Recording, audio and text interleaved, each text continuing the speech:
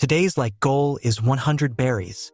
You know the drill, smash that button to get that juicy fruit and hit subscribe for more amazing recaps. Now let's get into it. After the session ended, the tension spilled into private confrontations, with the Grand Inspector berating an official. "Who do you think you are?" suggesting we depose the Crown Prince. Upon hearing the Grand Official's words, the other officials froze, stunned. He gripped the man by the collar, practically shaking with fury. "Who are you to mention deposing the Crown Prince?" he barked. The man struggled to respond, choking out each word. How could a Crown Prince who ignores Confucianism and dares to tread the path of treason be worthy of his title? The Grand Official fired back. "You're proposing deposing a child? 9 years old. Are you even listening to yourself?" The man hesitated, stammering, "What does age have to do with adhering to the teachings of the sages?" At this, the Grand Official's patience snapped. "You fool," he thundered. "Do you think changing a ruler's direction requires anything less than timing, geographical advantage, and popular support? These were the factors that made His Highness the Crown Prince. And we have none of those now. Your reckless plans are risking the lives of everyone here." The man faltered, but his voice returned. "A civil servant must speak truth to power, even at risk to himself," he retorted. The other officials gaped, unmoving, watching this clash unfold. The Grand Official let go of his collar in frustration, muttering, "Even an idiot like you managed to make it to office. We're doomed."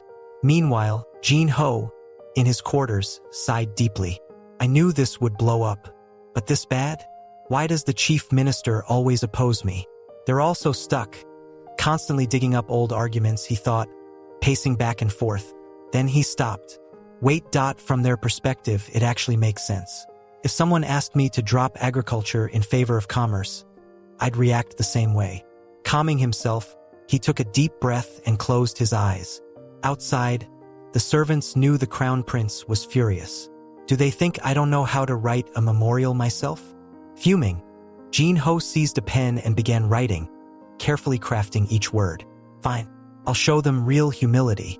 Much later, an official spotted the eunuch, arms stacked with documents. "Wait, aren't you from the Eastern Palace? What are you doing with all that?" he asked suspiciously. The eunuch explained that everything in his arms was written by the Crown Prince himself. "All of it?" the official stammered. He looked at the stack of memorials, his face turning to one of resigned pity. "So, we're not going home today." In court, the emperor couldn't stop chuckling. "Who would have thought the boy would write a memorial right away? Truly my son. But there's no stopping him now." Then he turned to the chief minister, saying, "Lan Jiai-chin, why don't you read it too?" Grudgingly, Lan Jiai-chin accepted it. "Yes, your majesty," he replied, forcing himself to open it. His annoyed expression piqued the curiosity of the Grand Censor and Grand Inspector. The emperor then ordered the head of the Board of Revenue to pass it to the Minister of Revenue to read aloud. The minister, visibly caught off guard, took a deep breath and began. "I am Crown Prince Young and a loyal servant to your majesty. I humbly submit this memorial. Several ministers have accused me of following legalism, using the downfall of the Qin dynasty as an example. However, Qin did not collapse due to legalism. It fell because Qin Shi Huang and his officials lost the people's support, plundering and killing the innocent. But it was legalism that made Qin the most powerful state during the Warring States period. To this day, legalist principles form the foundation of law. So why is it wrong to draw on multiple schools of thought? There is a saying, a great tree stands tall against the wind because its roots are strong and deep.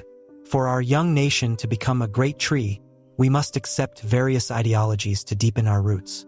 Is Confucianism alone the way to follow the will of the sages?" When he finished, the room was silent, except for the chief minister's quiet sneer. The emperor's eyes gleamed with pride. "Isn't my son brilliant?" he said with a grin. "This memorial has a lot we need to consider. Ministers, I want your thoughts. Study it carefully and report back." The entire court responded in unison. "By your majesty's command." A few days later, Jin Ho was walking with the eunuch, deep in thought. "Now that I've said everything, I feel much better. Not far off, frantic shouts rang out. Minister, wake up! The minister was collapsed on the ground, muttering, I surrender. Despairing, the eunuch pointed at a mountain of papers. You don't have time to lie here. Look at all these memorials. The minister groaned. Just kill me now. Jin-ho passed by, watching the scene unfold. The problem is they keep firing back with more memorials. As I thought, if I want support, I need the people to see the benefits of smallpox inoculation firsthand. That's the only way they'll accept new policies. Just a little more time. He turned away, leaving the minister to his fate. Days later, in court, someone reported that in areas with inoculation, few people had caught smallpox. Suggestions to extend the inoculation to other regions immediately followed. Good, the emperor responded. Let's expand it. But another official raised an objection. But there have only been a few cases, Your Majesty. The chief minister added, Your Majesty, it's too early to expand based on just a few cases. And isn't inoculation just cowpox pus? It's best to observe longer. The emperor reluctantly agreed. Days later, the emperor addressed the court again. Most of Jiangyi province has been inoculated, though there have been some side effects. Neighboring districts have submitted memorials requesting inoculation. I also wish to expand it. The chief minister once more jumped in. Your Majesty, we shouldn't proceed. The current financial situation makes this expansion impractical. I urge reconsideration. Another minister reported, Rumor has it that wealthy families in some areas have donated cattle for inoculation, and more memorials are requesting permission. The emperor nodded. Then let's not delay any longer. Ministers, prepare to expand the inoculation. Again, the chief minister objected. Forgive me, Your Majesty, but this isn't possible for many reasons. The emperor, visibly displeased, demanded, Explain yourself. The chief minister said, Winter is coming, making it difficult to manage funds. Irritated, the emperor retorted, We can collect funds from wealthy families for cattle. The chief minister insisted, but scholars and officials will strongly oppose that, and the effectiveness of inoculation is still unproven. Plus, the ones performing the procedure are mere cattle herders. The emperor's hand trembled with rage. Lan Jiai-chin, you despicable coward, he growled. He pointed directly at him and shouted, Shut your mouth. Silence fell over the court. The emperor held up a scroll. Do you know what this is? It's a report on Hanyang's inoculation. You keep saying it's vile and ineffective, yet every minister here has been inoculated. The officials dropped to their knees. Your Majesty, we deserve to die. The emperor waved them off. I don't want to see you. Get out. The emperor rose, visibly furious. Fine, I'll handle it myself. Watching him leave, the officials shouted after him, Your Majesty! But young Hung, who had faced the emperor's wrath, still seethed. One minister, exasperated, hissed, Lan Jiai-chin, don't you know when to stay quiet? But Lan Jiai-chin stayed silent, only fueling their panic. What now? Another asked. One sighed, the repentance ritual, and then find a way to expand the inoculation. It's our only option. As they walked away, grumbling, Lan Jiai-chin stayed behind, lost in thought. I've lived too long. If things continue like this, we'll return to the tyrannical days of King Taejong. I can't let it happen. Meanwhile, Jin-ho, hearing the eunuch's account, asked calmly, And where did father go? To see the queen, the eunuch replied. Jin-ho's expression darkened. Shall we play a little trick while we're at it? The eunuch, confused, mumbled, What, Your Highness? Jin-ho replied, Never mind. Psychological warfare won't help now. Meanwhile, the ministers had started the repentance ritual. Laying out a mat, the Minister of Revenue grumbled, My knees are already sore, and now we're doing this? Suddenly, a frantic voice called out, Minister of Revenue! Startled, he turned. What's wrong? Panting, the man said, The chief minister, he's writing a memorial accusing His Majesty. The Minister of Revenue felt as if lightning struck him. What? Is he out of his mind? He hurried to the chief minister's quarters, shouting, We have to stop him. Inside, Young Hung turned. Chief Minister. The Minister of Revenue burst in. Are you really writing another memorial? Have you lost it? Ignoring the Chief Minister, he brushed past the crowd, paying no mind to the heated whispers. What are you doing? Why didn't you stop him?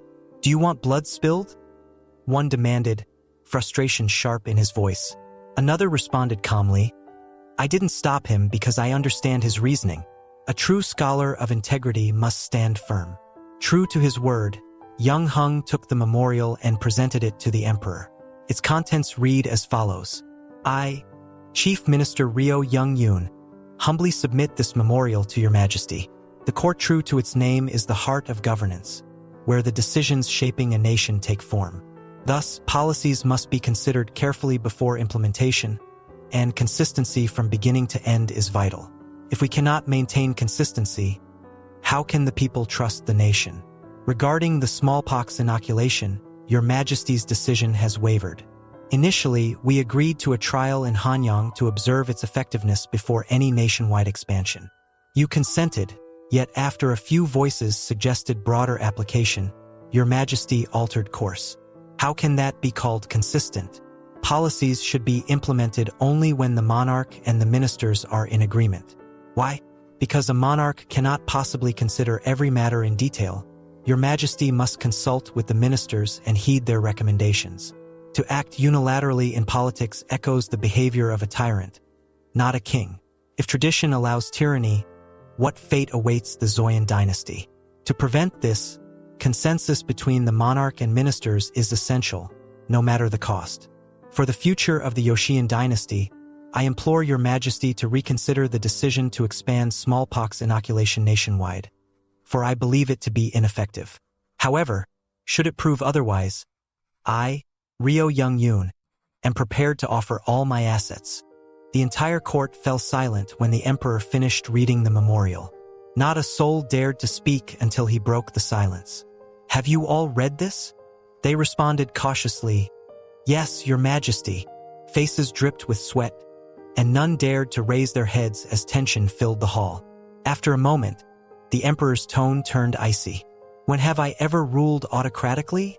He demanded, his gaze hard and unyielding. The ministers sat frozen.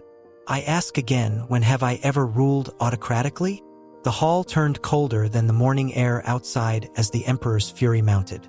A king who only waits for his ministers' consensus is no king at all. His anger peaked, his fist slamming the table with a resounding thud. Do you all really believe I'm ruling with a tyrant's hand? For what purpose? The ministers sweated, hands clenched, struggling to withstand the emperor's wrath. His voice shook the hall as he continued. If a smallpox outbreak spreads where we withheld inoculation, how will you answer? Will you wait as lives are lost just to verify its results? Lan Ji Chin interjected, Your Majesty, we share the pain of these losses, but securing the nation's governance is paramount. Besides, smallpox is not new. King Chung and Ion's face flushed red with anger. You, he growled, teeth clenched, dare say the lives sacrificed are within an acceptable range to uphold court traditions? Suddenly, a messenger entered, kneeling low. Your Majesty, urgent news. Smallpox has broken out in Zhongkaiyan's Ayondang district. The announcement left King Chung and Ion stunned, disbelief widening his eyes. Lan Ji Chin, too, froze, unease shadowing his face. The emperor quickly ordered, quarantine the Ayondang district. Limit contact with other regions except Hanyang. Yes, your majesty, the messenger replied, bowing out. Turning to the Minister of Revenue, the king asked, what measures are in place for treatment? Physicians have been dispatched to every corner of Ayondang. Good. Ensure patients are treated swiftly. Then the crown prince himself burst in, breathless. Father, may I speak? The king allowed him in, noting the urgency in his son's eyes. I heard about the smallpox outbreak in Jiangqian and the physicians we're sending there, the prince panted. Why not call for additional help from Hanyang? Before the king could respond, Lan Ji Chin objected. That would be too reckless. The prince stood firm. The physicians will be busy treating the sick. they'll need assistance. If we rely on people from Jiangqian, the disease could spread further. It makes sense to bring people from Hanyang, and we can pay them well. Lan Jiaqin remained unmoved. Crown Prince, if those from Hanyang fall ill, who will protect our people? Without hesitation, the prince replied, I fully trust in the inoculation's effectiveness. If it fails, I'll relinquish my title. He met his father's eyes, hand on his heart. And if the people of Hanyang hesitate, I'll go myself. The hall held its breath. The emperor turned to the Minister of Revenue. Issue the decree for volunteers from Hanyang. The ministers bowed. By your command, your majesty. Turning back to the crown prince, the emperor warned, You mustn't make reckless promises like this again. The prince bowed. Yes, father. Inwardly, he felt victorious. He'd seized the opportunity. Days later, as the emperor arrived at the palace, Haiyang met him with excitement.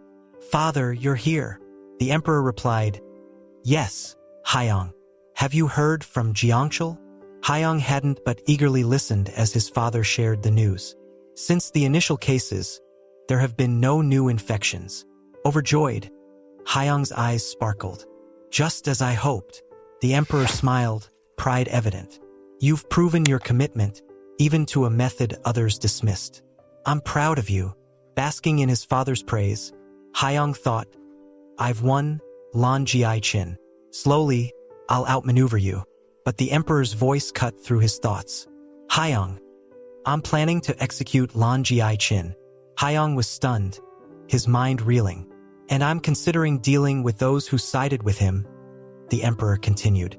For the future of Yoxian, I feel it must be done. Am I going too far? Haiyang paused, weighing his words. Father, they must be punished to set an example. This could strengthen the crown's authority. The emperor listened intently, but Haiyang added, I'm not sure execution is necessary. Lan Jiaqin has served the nation well. Perhaps exile is a more fitting punishment. The emperor nodded slowly, seemingly in agreement. After a pause, he replied, I will consider it. And so, on the day the emperor declared Lan Jiaqin's exile, the balance of power shifted once more. The minister threw himself to the floor, pleading, Your Majesty, please reconsider. I only wanted to ensure the inoculation would truly work. But the emperor, fury blazing in his eyes, cut him off. Even now, you're still trying to wriggle out of this? Silence. One by one, other ministers bowed low, begging on behalf of Lan Jiaqin. Your Majesty, perhaps Chief Minister Lan made mistakes, but everything he did was in loyalty to the nation. Please, reconsider. Their pleas only fanned King Chung and Ion's anger. Keep this up, and I'll start to wonder if you're all in cahoots with that hypocrite.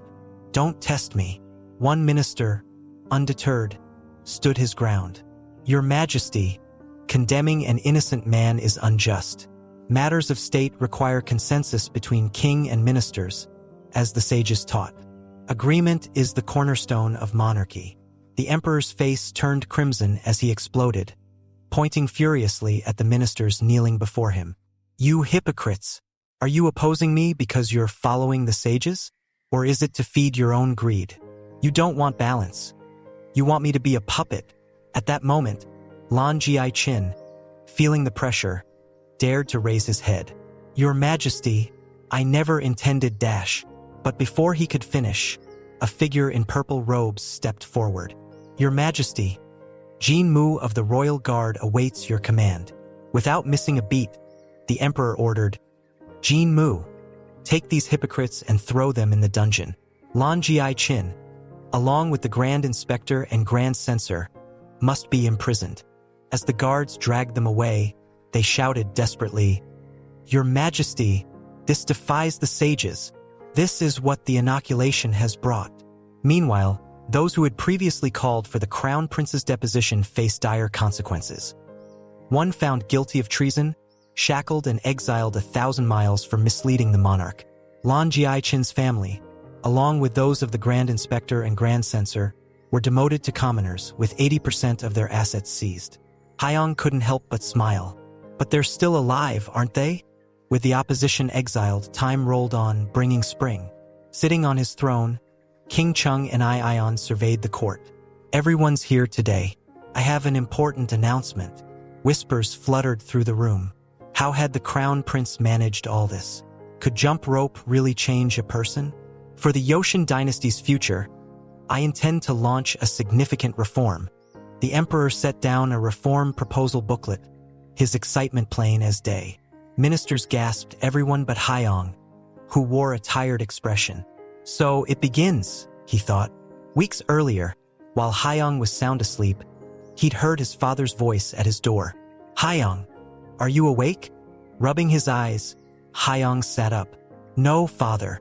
Come in. No need. I just want that chart from your presentation. Hyong gestured sleepily to his desk. Take it, father. Thank you. His father called for a servant who took the chart. Go back to sleep, son. Half asleep, Hyong muttered, Yes, father. Unaware this midnight request would haunt him. Days later, his father showed up again. Hyong, I need an explanation about your chart. Hyong, barely awake, nodded. Yes, father. Come in. The next day, over lunch, his father brought it up again, leaving Hyong confused. By the third visit, Hyong realized something wasn't right. Doesn't he ever get tired? He thought. It was 1 a.m., and his father's eyes gleamed with energy, eagerly dissecting the chart. The king turned to Hyong. You still don't get it. Let me explain again. Exhausted, Hyong quickly replied, No, father. I get it perfectly. The emperor beamed. Thank goodness I have such a smart son. Internally, Hyong cried, forcing a smile as he nodded. Back in the present, King Chung and Ion shared his reform plans with enthusiasm.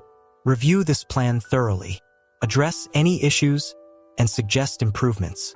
The ministers bowed in unison. By your command, your majesty. The king's excitement grew as he continued. If any of you have better ideas, bring them to me. Thus began King Seong Chung and Ion's reform. The first target, the central government structure. He outlined a new system based on 6 departments and proposed steps to implement it. The second focus was local government. Provinces like Guangdao were divided into districts, each to establish its own local government. And then, the real challenge, commerce and industry. While out walking, the king turned to Hyong. Today we'll discuss commerce and industry. Hyong blinked. Right now, father? Yes. During my morning exercise, I realized that by growing commerce and industry, we won't just strengthen the economy, but also increase the monarchy's power. Hyong thought for a moment. It's simple, father. Isn't agriculture what makes the nobles wealthy? If we encourage commerce and industry, we can generate more profit than they could from land, which would strengthen the crown. The king raised an eyebrow. But the nobles are the biggest buyers. Won't they grow even more powerful? Hyong replied, Look at the bigger picture, father. The king's eyes lit up. You mean foreign trade? Hyong smirked. Exactly. Exporting goods lets us grow without domestic limitations, while nobles tied to land won't hold the same power. The king placed a hand on Hyong's shoulder. You truly are my son. Realizing his father had more questions, Hyong tried to finish quickly, but the king, curiosity piqued, asked, Won't nobles still hold the capital, making them powerful lenders? Instead of the nobles lending, let the state act as the bank. A national bank lending capital at fair interest. The king nodded, embracing the idea, and proposed it as a final reform step.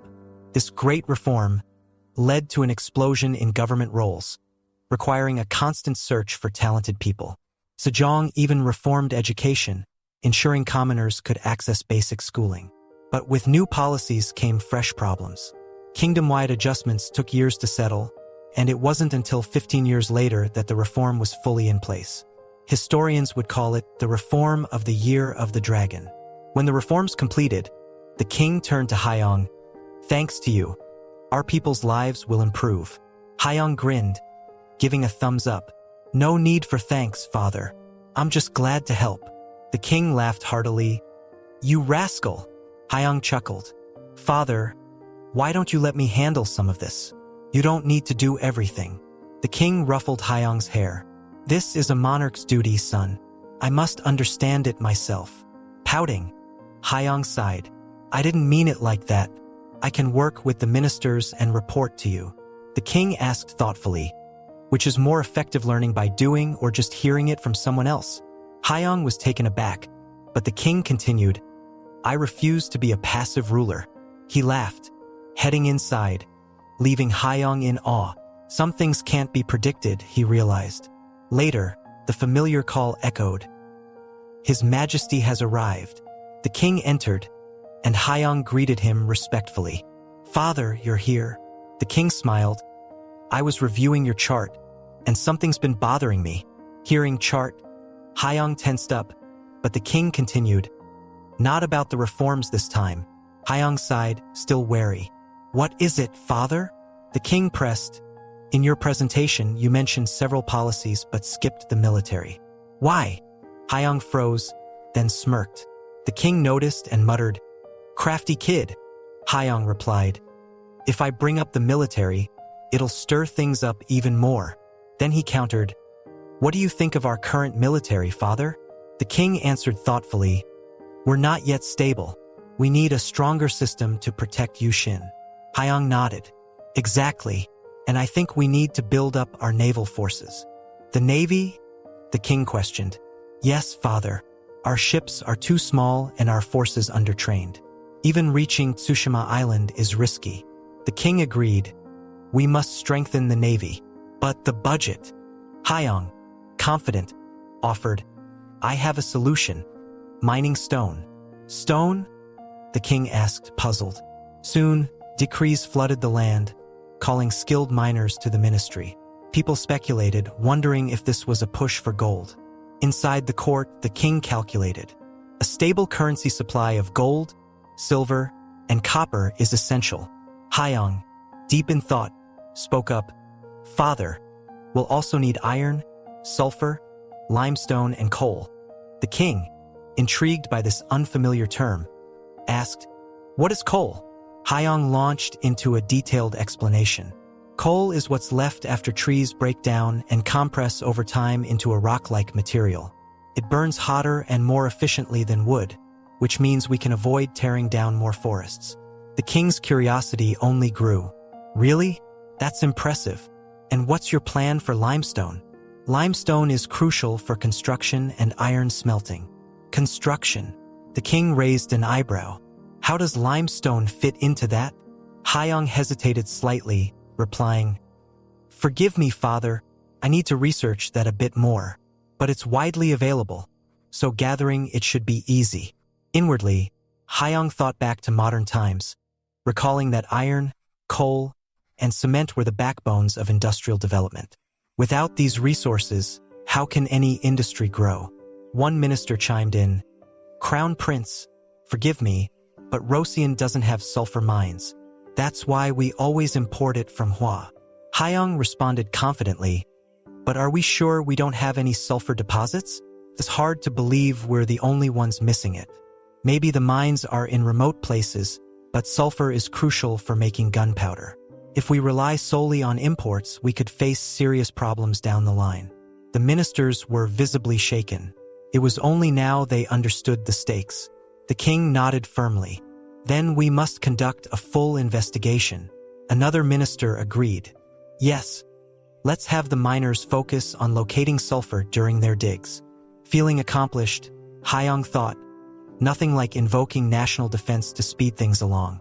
Soon, skilled miners from all 8 provinces of the Ozan dynasty gathered in Hanyang, and the king even established a new division under the Ministry of Works, called the Ministry of Resources, to manage the miners.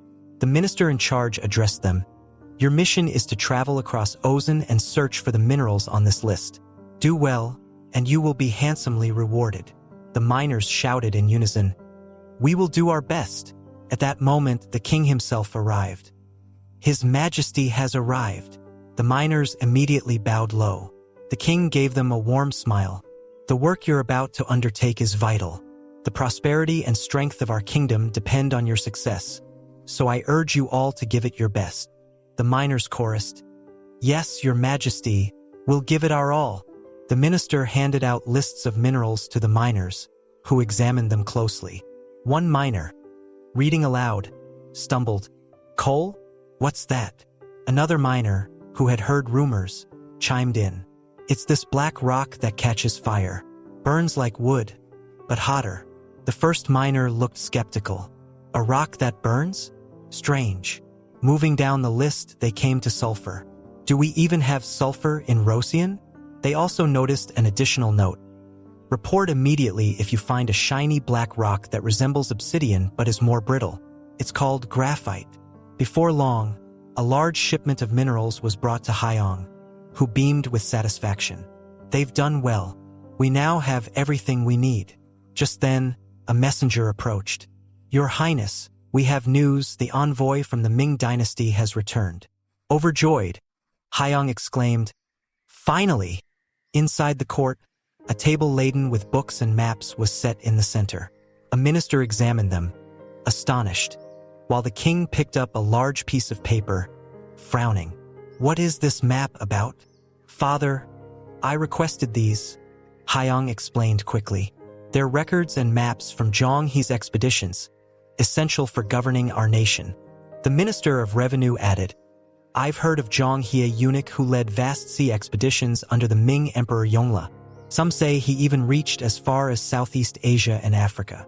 The king, recalling Zhang He, looked puzzled. But why would we need his records for governing? Hyong held up the map with a glint of excitement.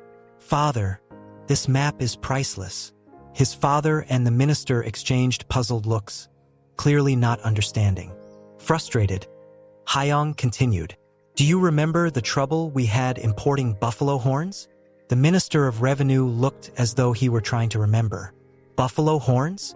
Buffalo horns are needed for making bows, but we lack them here, so we rely on imports from the Ming dynasty. The problem is we only get them through tribute missions. Isn't that a hassle? And the Ming dynasty isn't the only place with buffaloes.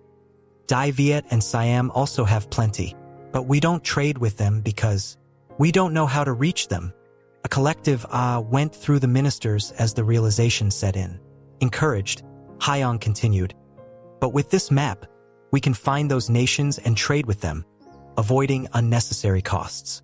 The king stroked his chin thoughtfully. Impressive. He gave a thumbs up, a gesture he had recently learned from Hyong. The ministers looked on, puzzled. Your Majesty, what does that mean? One asked. The king laughed. It means, you're the best, something the crown prince taught me. Standing beside the minister, Hyong gave a cool smile but was inwardly rolling his eyes. Suddenly, the king turned serious. Crown Prince, I have one question. Why would the Ming dynasty hand over something so valuable? What trick did you pull? Hyong, a little nervous, thought back. We'll have to go back a bit. He recounted how, during a visit to Emperor Yongle, the envoys had presented a bird cage as tribute, impressing the emperor, who was taken with the falcon's beauty. He asked the envoys what they desired in return, and one boldly requested sulfur and copper, followed by a hesitant request for Zhang He's voyage records. The emperor had paused. Zhang He's exploration records? Why would Joseon need that? With flattering words, the envoys had replied, Joseon is small, isolated. Your Majesty's grace has shown us that the world is vast, filled with other nations. We humbly request the record to witness the Ming dynasty's greatness. The envoy's flattery had pushed the emperor to smile, finally agreeing to grant the records. Hyong concluded, and that's how it happened, Father. The king looked bemused.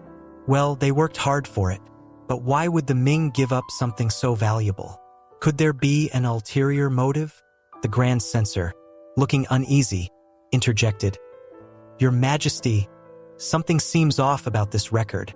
The king raised an eyebrow. What do you mean? Holding up the document, the Grand Censor replied, This isn't a copy, it's the original.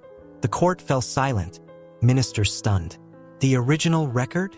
The Grand Censor opened the record, revealing a hidden letter. Trembling, he handed it to the king. The king read it aloud. This document has been delivered through official channels. Joseon need not inquire further about its origins. Hyong stifled a laugh. imagining the Ming emperor tossing the letter over with a muttered, "Just take it, don't ask." With a sly grin, Haiyang looked at the king. "Father, it seems the Ming dynasty just wanted to get rid of it." The king, still unsure, asked, "What do you mean?" Haiyang remembered his history lessons, explaining, Emperor Yongle gained power through a coup and needed accomplishments to solidify his rule. These expeditions boosted his image but were incredibly costly due to the tribute system. After his death, future emperors erased these records to avoid repeating such costly ventures.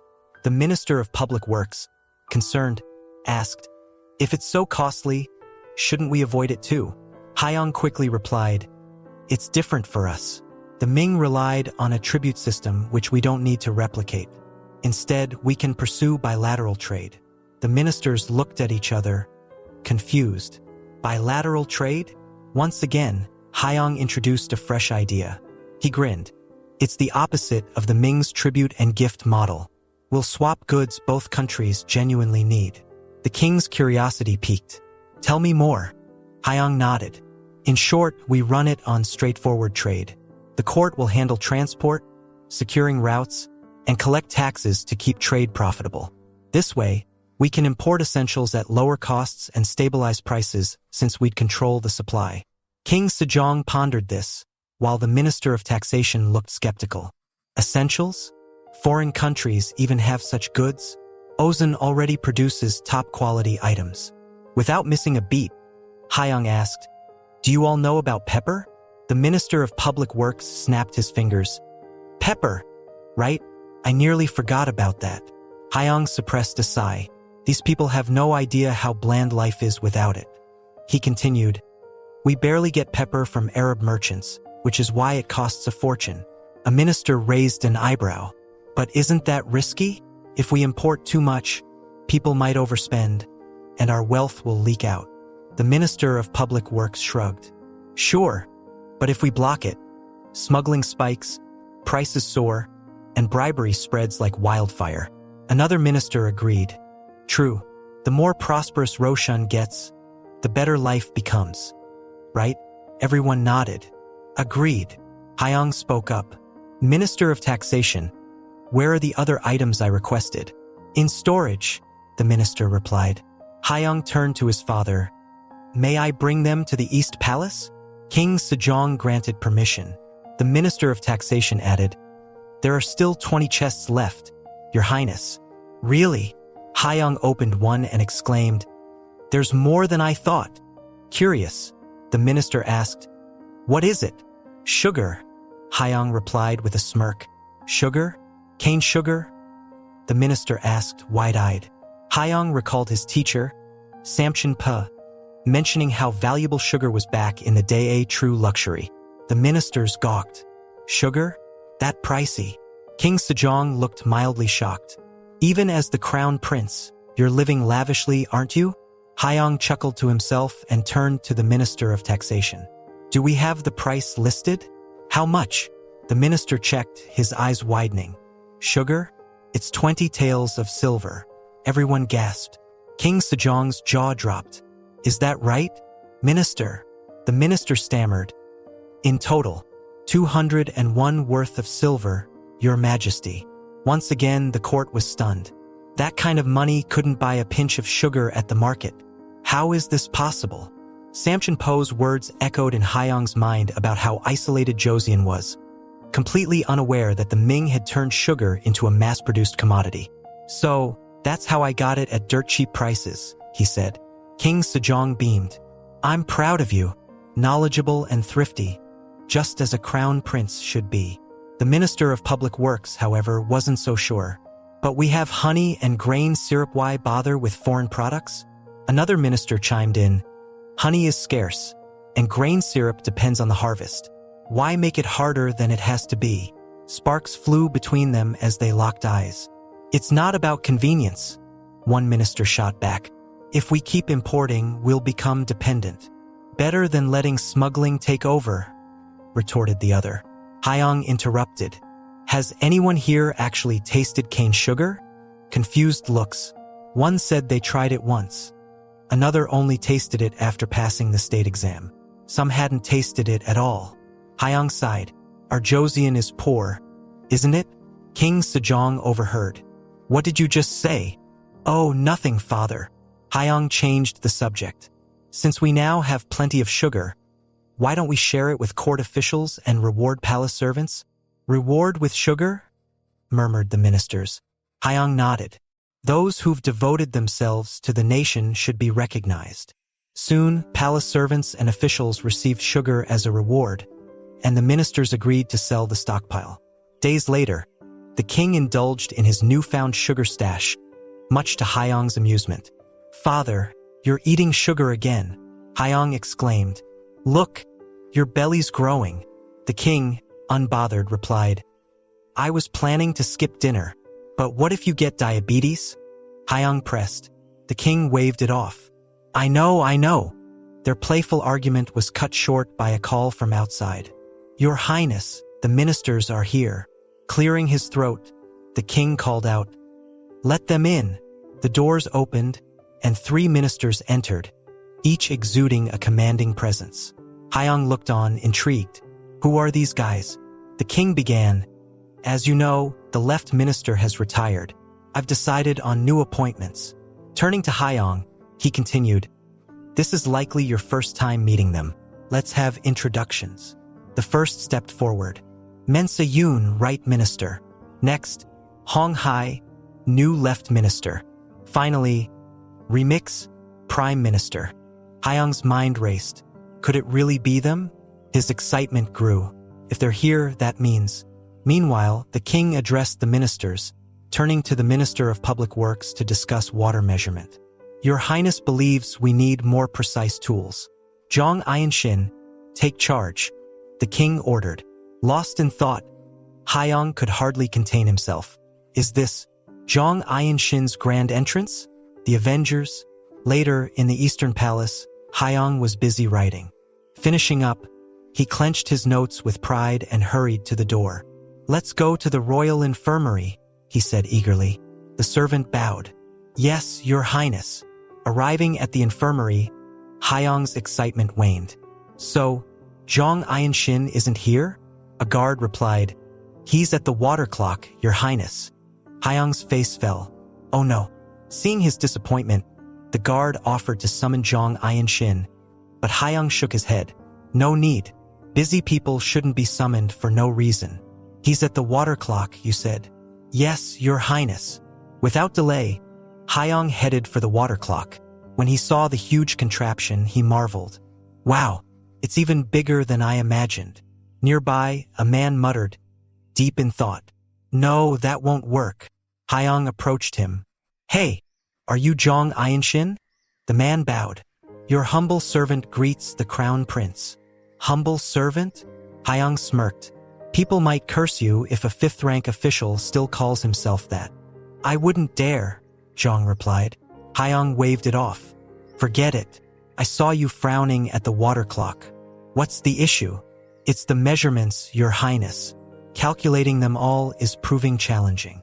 Hyang's eyes sparkled. What if we made it smaller? Zhang hesitated but said, I thought about it, but that's impossible. Hyang handed him a design he'd sketched.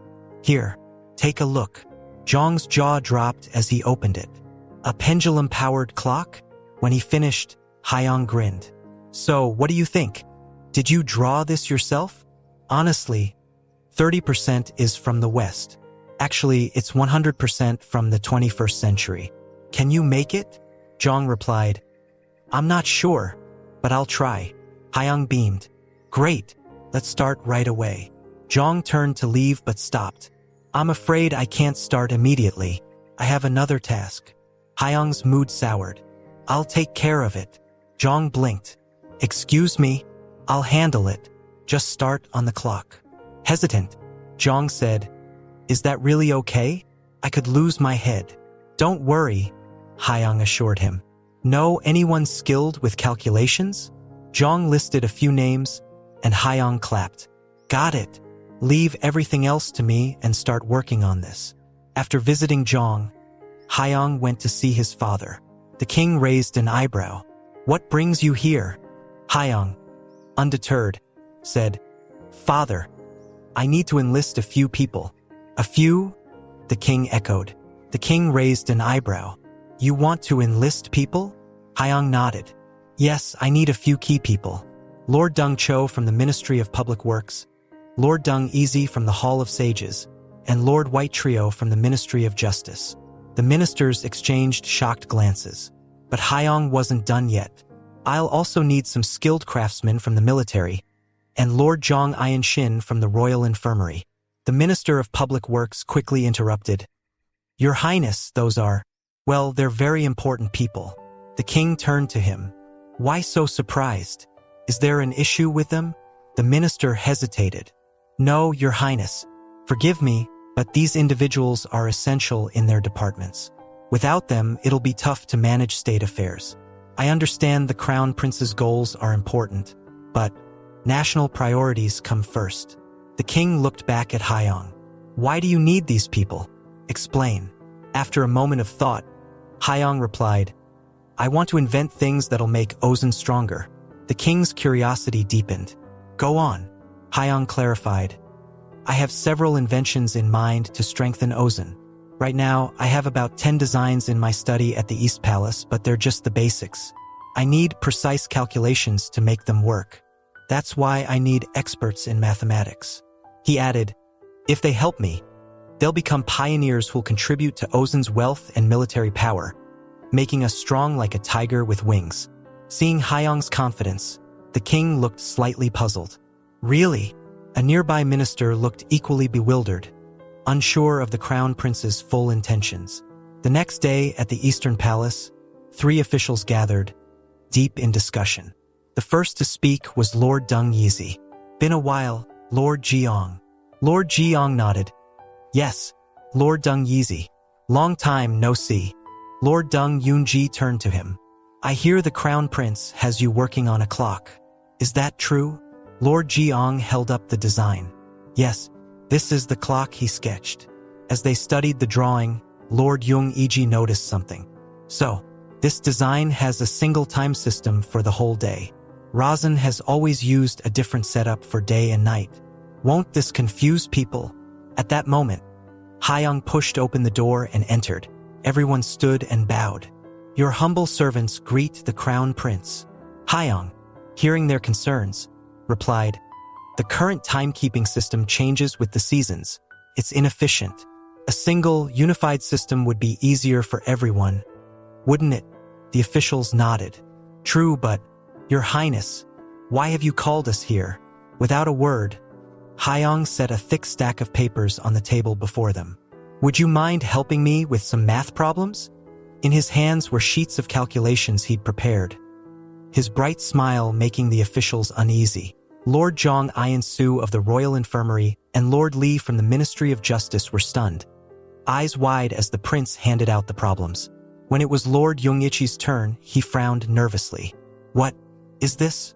Hyang responded, just a few easy questions, like candy. Solve them first, okay? The problems weren't so easy. Even these top mathematicians had to rack their brains. Lord Li Zhang scratched his head over a land area calculation. Baffled, Lord Zhang Ian-su, chin in hand, wished he had an abacus. When Hyang checked their work, he muttered, this is a disaster. The highest score is only 70. I've got to spread Arabic numerals here and they need to learn math too.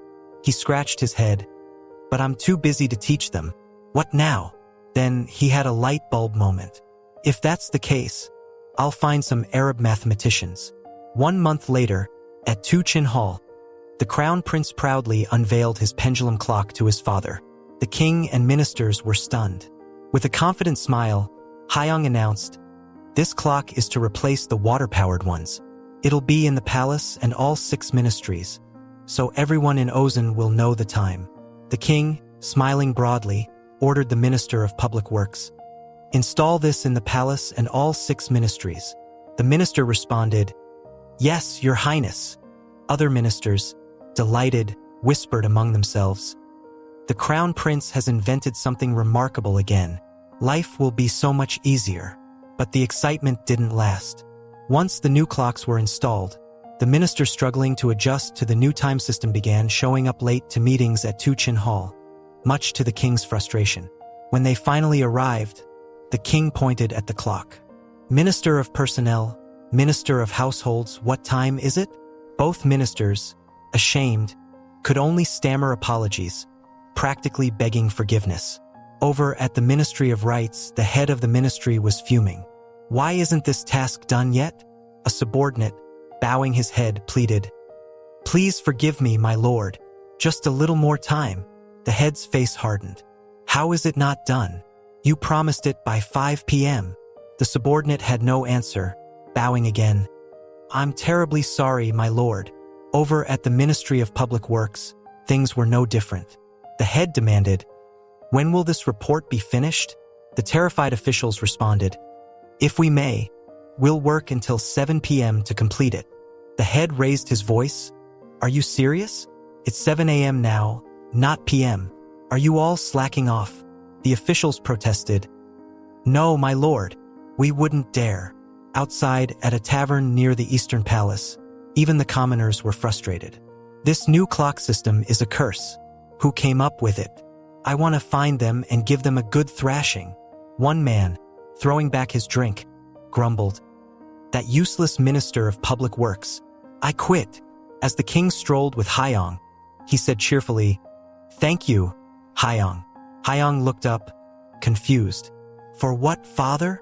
The king chuckled. "Thanks to you, the court has become much livelier. No more wasted time." Hyong bowed his head humbly. "You're too kind, father. I'll keep working hard to bring you more useful things."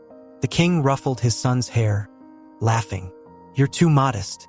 I'm proud to have a son like you." After a pause, he asked, "Is there anything else you need to make your inventions?" Hyong chuckled mischievously. "To be honest, yes, there is something." The king's eyes lit up. "Oh? Let me hear it." Remaining calm, Hyong replied, "Nothing big, father. Just a small, independent building." The king almost stumbled in surprise. "A separate building?" With a hopeful look, Hyong explained, "Yes, I need space to focus. While working on the clock, my desk was so cluttered with blueprints that I had to eat on the floor." The king, still unsure, hesitated. "A whole building seems wasteful." Hyong, like a child on the verge of a tantrum, pleaded, "If I had my own space, I could have made even more inventions by now." Hyong pleaded, like a kid on the verge of a tantrum. Seeing Hyong's pitiful expression, the king, flustered, finally relented. All right, I get it. But this isn't something I can just decide right away. Let me discuss it with the ministers first, and I'll get back to you." 5 days later, the Institute for Scientific and Technological Development of Ozen was officially established. When the ministers came to visit, they were speechless. Entering the tiny room, they felt a slight chill from a cool draft sweeping through the barely few square meters space. They exchanged glances, murmuring, "Is this really a government department? It's so small, it's barely bigger than a closet." Though a bit disappointed, Hyong stayed optimistic. "We're starting small, but the results will be grand. I guarantee no one will dare look down on us." One official asked, "So, what exactly are we supposed to do here?" "Good question. Come inside first." Hyong grinned, motioning them in. He presented a diagram of the institute's structure and, standing tall, introduced it with pride. "This is our organizational chart, our institute, where we'll conduct technical research to make Ozen stronger and more prosperous. I'll be the director. Under me, we'll have 2 divisions. First, the Division of Basic Science and Technical Research, which will handle core research. We'll call it the Basic Division. Then, there's the Division of Applied Science and Technical Research, which will apply our findings to real-life needs. We'll call that the Applied Division." The ministers murmured in admiration, and Hyong continued assigning tasks.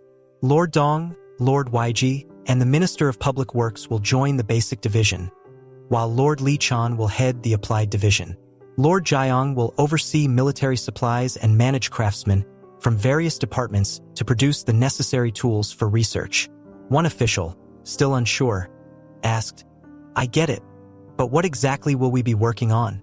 "Great question," Hyong replied, jumping in.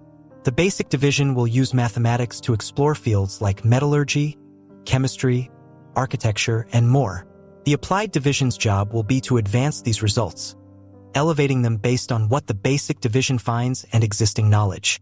Jiang Ion-su hesitated. Metallurgy and architecture, those are academic fields too? Hyung replied confidently, absolutely. Only by understanding the theory can we come up with new ideas. Lord Yang nodded. Understood, Your Highness. Hyung continued. And if any of you know officials skilled in mathematics, bring them here. If we're short, we could even bring in Muslim scholars. Jiang Young-su looked puzzled, thinking, Muslims? Aren't they just merchants from Saracen? He voiced his concern. If we employ Muslims, the ministers will surely oppose it. They're essential for our research, Hyung clarified. If anyone objects, mention my name. Muslims have been here since the Silla dynasty, and trade with them started back then, extending through both the Korean and Joseon dynasties. They excel in mathematics, so they'll be valuable. Then Hyung proposed a new idea. Let's improve our firearms. Lord Lee-chan was taken aback. What? Hyung chuckled, thinking, for a military man, there's no sweeter proposal than this. Lee-chan bowed. I'll accomplish this at any cost. Good, Hyung said. But first, we need someone who understands firearms. Know anyone skilled in this area? Lee recommended General Choi Hyson. He's the overseer of the Military Supplies Bureau and son of General Choi Susan, a former officer of Joseon. He's likely at the Ministry of War. Hyung's eyes lit up. Then let's head straight to the Ministry of War. Yes, Your Highness, Lee-chan responded. Scene transition to the Ministry of War. As soon as Hyung entered, an official approached. Does the Crown Prince wish to see me? It was none other than Overseer Choi Hyson of the Military Supplies Bureau, an expert in firearms. Hyung felt a bit shy meeting General Choi, thinking, this guy has an overwhelming aura. After a quick pause to steady himself, Hyung greeted him cheerfully. It's a pleasure to meet you, General. I've heard much about you. But then, as he noticed Choi Hazen's stern face, Hyung could only offer a nervous smile, thinking, oh no, this doesn't look good. But despite his intimidating appearance, Choi Hyson wasn't as scary as he seemed. He smiled warmly. Thank you, Crown Prince. It's my honor to meet you. Then he asked, so, what brings you to the Ministry of War, Your Highness? Relieved, Hyung quickly invited General Choi to sit down.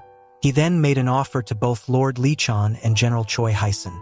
Would you two like to join me in inventing something? General Choi, surprised, asked, what exactly do you mean, Your Highness? Hyung explained, I want to improve the weapons of Ozen's military. The word weapons seemed to grab Choi's full attention. That's right, Hyung continued. We can't compare ourselves to the military might of the Ming dynasty. And when it comes to close combat, Japan has also surpassed us. Do you agree? Convinced, General Choi nodded. That is true. Hyung went on. Furthermore, our financial situation is terrible, and we can't afford to recruit more soldiers. So, I believe the first step is to improve our weapon quality, then gradually increase our troops. General Choi offered his opinion. Forgive me, Your Highness, but the quality of Ozen's spears and swords is already excellent. Hyung reassured him, I know, but weapons aren't limited to just spears and swords. I'm talking about gunpowder-based weapons. Lord Lee's eyes widened in shock. Your Highness means firearms and cannons? You plan to improve those? Seeing the mischievous grin on Hyung's face, both officials felt uneasy. A 10-year-old with this much confidence. What's going on here? They wondered. When I have a detailed plan, I'll explain everything, Hyung said. But first, I want to see how effective Ozen's cannons are. Can we organize a demonstration? Lord Lee responded. A demonstration? That would require permission from the king. All right, I'll go ask my father, Hyung said quickly. Scene transitioned to the king. The king was quite surprised when he heard Hyung's request for a demonstration. Is this really necessary? If you're just asking for fun, I don't see the point. However, in the end, the demonstration was approved. On the day of the event, Hyang observed carefully, taking notes. The cavalry and archers began the demonstration, but something puzzled him. The soldiers' spears were shorter than he remembered. When the order to fire was given, the soldiers released their arrows, and the cavalry was energetic. But Hyang noticed something odd. Why are they pulling the horses back? Doesn't that waste all the momentum they just built? He thought the cavalry's task is to break through the enemy's first line, right? He sighed, thinking, the road ahead of me is long. Next came the firearms and cannon demonstration. Choi Hai-san, in his military uniform, looked incredibly impressive. Hyang's eyes lit up, feeling a surge of excitement. Finally, it's time. Let's get started already. But he wondered, why does the back of my neck feel so hot? The cannons were brought in one by one. The largest was called the Sky Cannon, followed by the Earth Cannon, and on the side, a mysterious handheld cannon, an improved version of the Sky Cannon. When the command to fire was given, the cannon shot out its projectile with a powerful boom. The king, delighted, exclaimed, "What firepower! How far did that go?" A nearby minister replied, "About 1,300 paces, Your Highness." The king, beaming, said, "This is fantastic, absolutely remarkable." He turned to Hyang. "So, what do you think?" Hyang was so deep in thought he didn't respond right away. The king called him several times before the crown prince finally snapped out of his thoughts and replied, "Oh, I think it's amazing, father. All thanks to the generals and soldiers." Choi Hai-san, equally pleased, said humbly, "The crown prince is too kind." After that, Hyang made another request. "Father, may I speak with the cannon operators for a bit? I'd like to confirm a few things." The king, feeling suspicious, thought, what kind of trick is this boy up to now? Thanks for watching, everyone. Comment Flamingo for the next part.